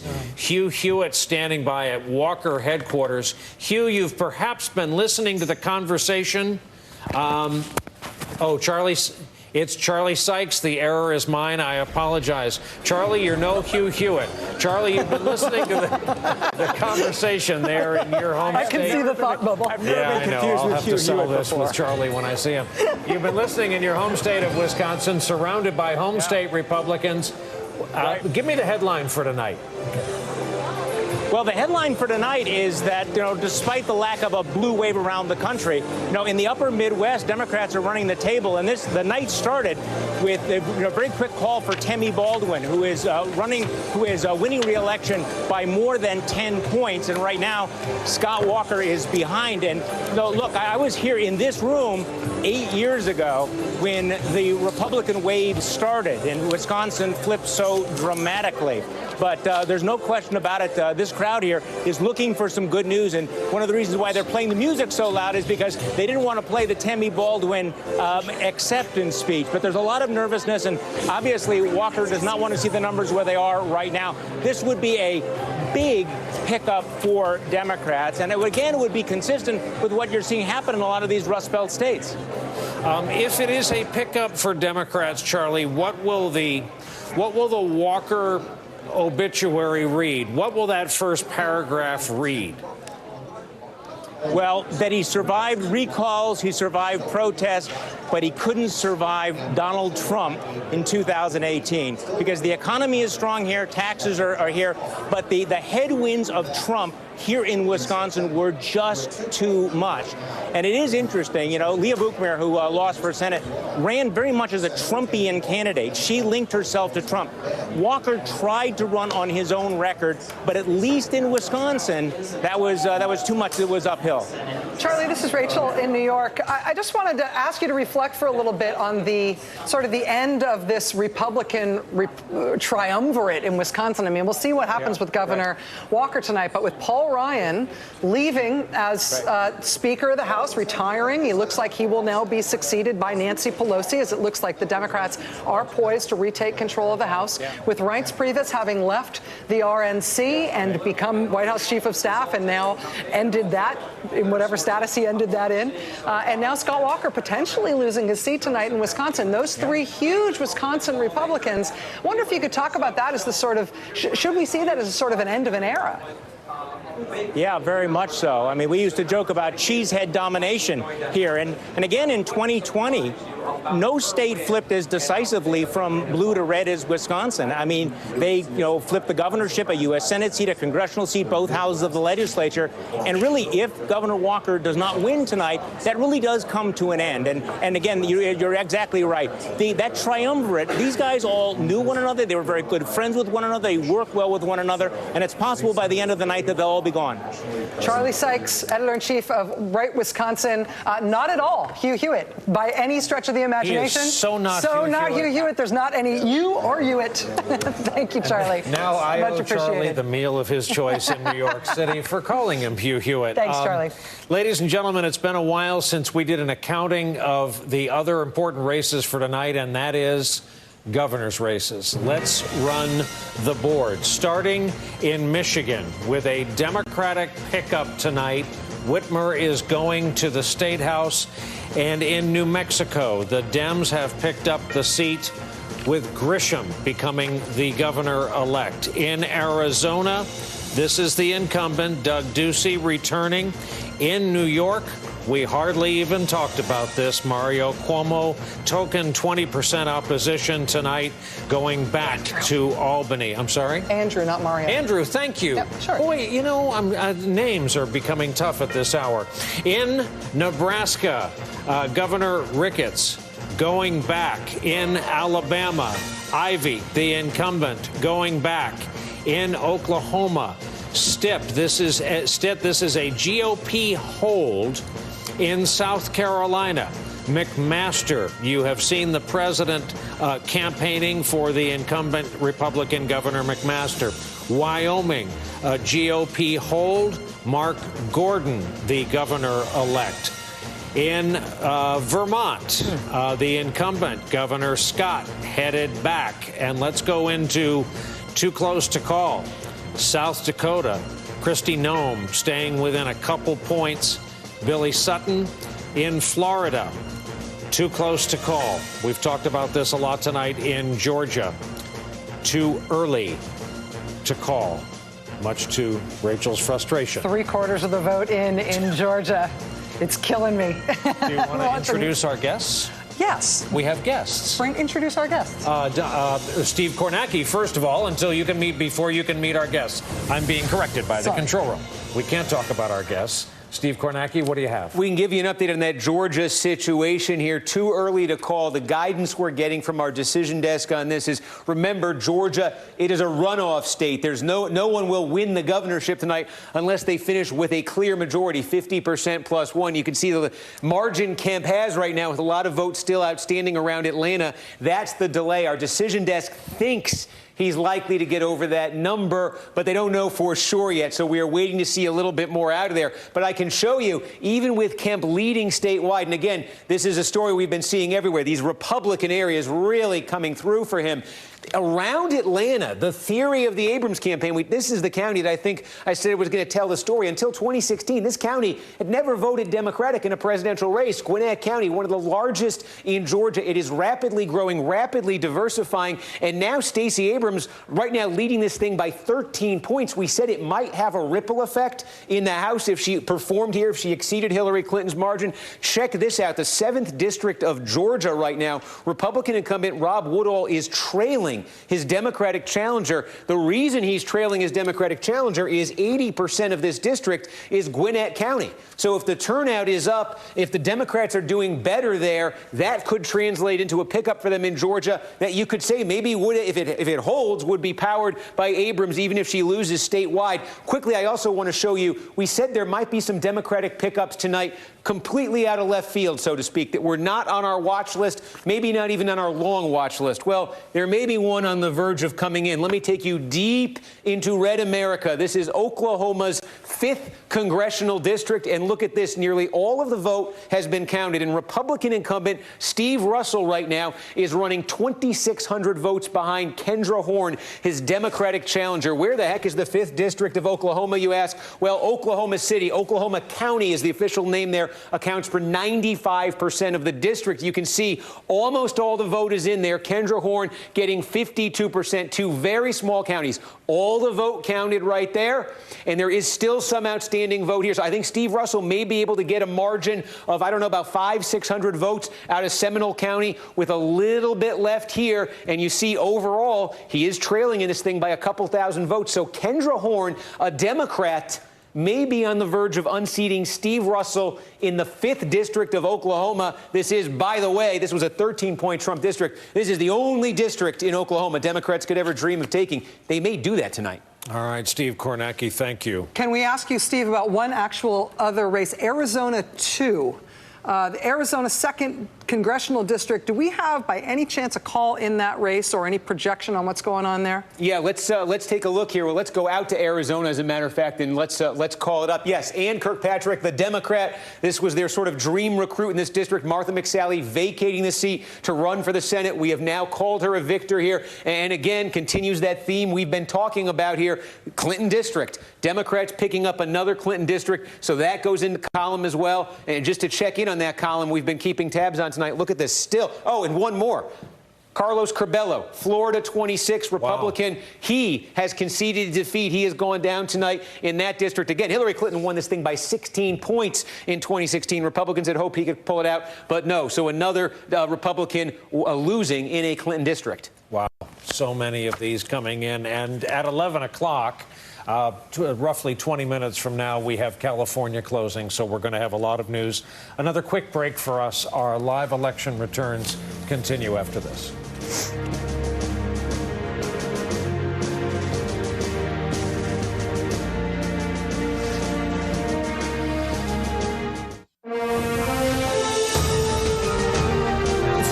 Eastern time as we approach the 11 o'clock Eastern time, indicating the polls closing in California. This is the lead story at this hour, and that is control of the House of Representatives, projected by NBC News to be in the hands of the Democrats when this is all over. That is our projection of the margin at the end of the night. And then there is the Senate, a decidedly different story tonight. And for Democrats, some squeakers, some heartbreakers. Republican control will remain in the U.S. Senate. Here is our projected, so far, map of the seats, Republican control, though, as we've been saying, it's the gray seats that are in question tonight that we will have answers on before the end of the evening. So the total number of Senate seats held by the Republicans still to be determined, but the NBC News projection is that it will be status quo in the Senate, that the Republican leader, Mitch McConnell, will be the Senate president. But in the House, all change. The new Speaker of the House, according to NBC News projections, will be Nancy Pelosi. Nancy Pelosi is the most powerful woman in the history of American politics. She is the only woman to have ever served as Speaker of the House. She will now return to that role. Not only will Nancy Pelosi be Speaker, but this means that there will be Democratic chairs of every committee in the House, with everything that entails in terms of oversight and accountability for this new presidential administration. And we have some news on that front. Our friend Ari Melber has been doing some reporting in terms of what to expect now that the Democrats seem assured of control in the House. Ari. That's right, Rachel. I've spoken to a senior Democratic source on the Ways and Means Committee who says tonight, breaking news, they do intend to request President Trump's tax returns. That's important because, as you know and as we've reported, this is something that does not require the Senate. It does not require even a full House vote. Under federal law, the chair of the Ways and Means Committee has the power to request anyone's tax returns. They believe that includes flatly the President of the United States. So this is coming to us now.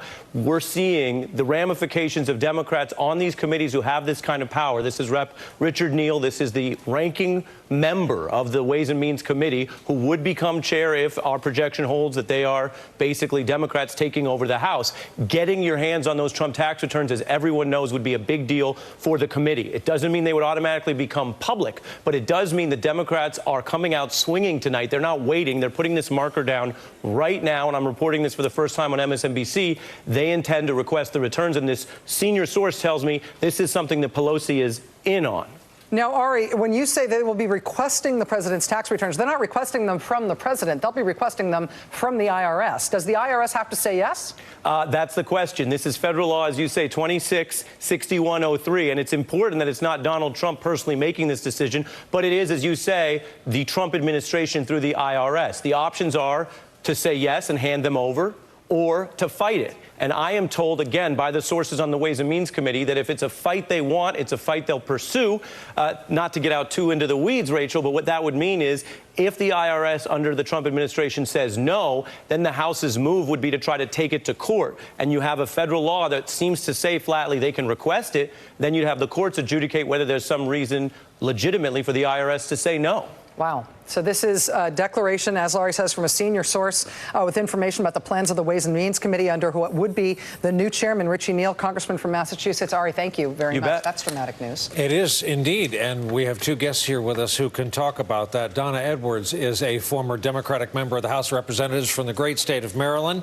And Stephanie Ruhle, all our viewers should know already because she anchors at least 2 shifts a day, sometimes maybe more on this network. Welcome to you both. Congresswoman, a question about style. Should some Democrat have just done that? Say nothing of the ink isn't dry. We don't have these races done and dusted yet. This is a projection of House control by the Democrats. Is that the right look by the Democratic Party to, before this night is over, start making noise about the president's tax returns? Well, you know, I think that it's really important for Democrats to begin to set the table and to set the table for governing. And some of that is going to mean investigations. I think they're halfway through dinner already, yeah. But the other part of that is going to be, how do we govern? How do we do things that people voted for? They voted on health care and the economy and finding jobs and building roads and bridges where they don't damage their cars. And I think that Democrats are going to have a twofold strategy. And if it looks like they're just investigating everything, I think that's a really bad look for the party. And so I would urge them to think about the important investigations and then to move on from that to legislating. And even though it means that it may not go through the Senate and it may not get to the White House, it begins to set the table for 2020 and says affirmatively these are the kinds of things that we're for. Are you certain Pelosi gets reelected by her caucus? Absolutely. And if I were in Congress today, I'd vote for her, because one thing that you don't want in an environment like this, with a report coming from the Mueller investigation, is you don't want somebody who's not seasoned, somebody who hasn't been in the fight. And I think Nancy Pelosi has done that. I don't think she should be there forever. Neither do I think all of the rest of the leadership should be there forever. But this is a really important moment to have her, and I'd cast a vote for her. But, Brian, look at a lot of these Democrats who are winning. They are new faces. They are young Democrats. You look at the Future Forum. This is sort of like the Problem Solvers Caucus within the Democratic Party, within the House. 28 members in their 40s or younger. They endorsed 45 candidates. Already 7 have won. And these are millennial-minded. And even though, yes, Nancy Pelosi, without a doubt, is the woman on top, when you look at the faces of these candidates who are winning, you are seeing the response coming from young people who are voting, saying, I'm tired of the status quo and I want something different. But it is stunning. Look at the people who are winning. We knew it was a record number of women running. Whether you're talking Michigan, Kansas, or a number of other states, it's extraordinary to see this. Stephanie, can I just ask you from a financial perspective, because you are often the person who gives me advice on these things, to the extent that the president's tax returns are not just a prize, but are relevant to a potentially substantive investigation. As you were saying, Congresswoman, the Democrats shouldn't be out there saying, we're going to go get everything we can. They should be targeted and deliberate in what they're going after. If Congressman Neal, as chair Ways and Means, decides to get the president's tax returns, decides to fight that fight, what investigations, what potentially substantive matters are they relevant to? Obviously, there's the issue that, you know, we used to have a norm that candidates disclose their taxes. He didn't. That's one thing. But what would they find in his taxes that would be relevant to real oversight? So if we're actually looking at what the president is doing, especially as what Robert Mueller is looking into, the president loves to say, I never invested in Russia. Well, no one thought you did. The question was always, are you financed by Russian oligarchs? Russia invest in you. Yeah. President Trump never had any U.S. bank finance him. And so you've got to ask the question, well, who's putting that money up? So if we saw his taxes, we would know something like that. But to your exact point, Democrats have to be strategic. As they're calling for it right now, they're putting on a show because they certainly want to see it. But you know from the New York Times reporting, they reported extensively what they could for a year and a half. We could find out he's just extraordinarily cheap, fantastic at abusing loopholes, which is far beneath what our moral leaders should do. But Donald Trump will turn around and say, well, that's what makes me clever. Does anyone here not think his tax returns have been on Robert Mueller's desk for 9 months? I for certain believe that Robert Mueller already has the tax returns. And so then the question for Democrats is, what is it that they could explore with those tax returns that goes above and beyond, maybe related even to emoluments, for example, which might be a relevant inquiry. But I think Democrats need to be very, very strategic about what it is that they decide to investigate in this time, because I'll tell you, the president, I mean, you know, you can say what you want about him, but he will exploit that to the hilt. And I don't think the Democrats can afford that. It's a short window between now and 2020.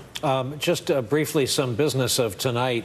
We have divided up these twin Mississippi Senate races into something arbitrary. Mississippi 1, Mississippi 2. This is the latter. As predicted here, as we've been discussing, neither candidate reached 50% in a three-way race. There will be a runoff. As Rachel put it, kind of fixing it on the American calendar, 5 days after Thanksgiving. That's right. So now, there you have it. when we were talking about this earlier, there was the prospect, had Beto O'Rourke beaten Ted Cruz in Texas, that this Mississippi Senate race might have been determinative in terms of who controlled the U.S. Senate. Now that appears they do not have that weight on their shoulders for that runoff, and that will change the character of it. My guess, people have a hard road to hoe in Mississippi now that the other Republican candidate who drained 20% or whatever it was of the vote won't be in that race, and it'll just be head-to-head with Cindy Hyde-Smith. But this election, for what it's worth, won't technically be over until much deeper into this month. In terms of the oversight stuff that's about to happen in Congress, Congresswoman Edwards, I wanted to ask you, just looking at these chairmen that we're about to get, Adam Schiff in Intelligence, Maxine Waters, Financial Services, Richie Neal in Ways and Means, Jerry Nadler in Judiciary, all the other chairs that we're about to see. Do you feel like the Democrats have a good team on the bench ready to get in there? Do you feel like those chairs are just the product of seniority, or do you feel like this is a group that the Democrats should have confidence in? Should they go through the kind of process Republicans went through where they turf their seniors out? Look, if you look at, for example, take Elijah Cummings or Adam Schiff, either of the two of them, if Nancy Pelosi weren't in the picture, could be the Speaker of the House. These are really, they're talented, they're smart, they're strategic, and the same with the other chairs. And so I think these chairs are going to have to come together, and they need to make a decision about who gets to investigate what. And you can imagine the Oversight and Government Reform Committee is very expansive. And so they could do a lot of the legwork on a range of these different issues and then leave the other committees to do their committee work. Have I just been snowed by Congressman Cummings into thinking that he's really, really good at what he does? He's smart, really he's talented, he's really good. And not just because he's from Maryland. That's fair enough. We have 6 minutes until the top of the hour. Where would we... We're going to go to California, which closes in 6 minutes. Sorry, I thought that was at the top of the hour. Jacob Soboroff is standing by to talk to us in California, in Santa Ana, to be specific. Look at that line behind you, Jacob. Yeah, Brian, I know that we've called the House. I don't know if these people know that we've called the House. I don't know if they care that we have called the House. This line is still 3 hours long. Like you said, we're 6 minutes away from the polls closing here in Santa Ana. We showed up in Santa Ana and at the headquarters of the Orange County Registrar, where I spent a lot of time talking to Rachel from last night, because 4 congressional districts are located here in Orange County, and those 4 congressional districts are on that list that Democrats are targeting to flip. When we talk about how far the House will go, how high that number will be driven up, this is the place to look after 11 o'clock Eastern time in 4 minutes from now. We've got the 39th Congressional District of California, the 45th, the 48th, and the 49th, and all of those are teetering on the edge. I've talked to people from each and every one of those districts here. The reason they can all vote at this location is it's called a vote center, and it's a centralized location where this registrar is responsible for the 1.6 million people that all vote in Orange County. And I can tell you from spending a lot of time on the ground out here, from going through all of these districts, talking to some of the Congress people, but also, frankly, to more of the voters, they were ready for change. We heard about all kinds of things, but particularly Donald Trump. And places like Newport Beach, California, Huntington Beach, where Dana Rohrabacher has been a longtime congressman. It wasn't just his ties to Russia, but the reality of what life is like in these places. They say the economy is not as good as President Trump has put it. They talked to me about the separation of the children down on the border, where I spent a lot of time earlier this year. They were unhappy with the way things were going in Washington, but they're also unhappy with the way things are going at home.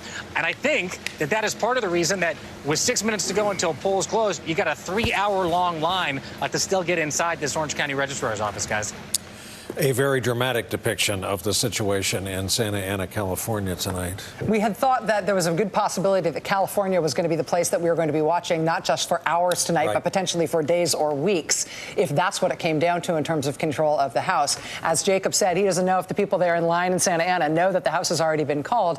But at this point, it's a race for the margin. It's a race to see how big the Democratic majority is going to be. Chris Matthews, when you look at that being the sort of what we're waiting for tonight in terms of House races, how much of a difference does it make in terms of the governing mandate of the party in power in the House, how big a margin they've got?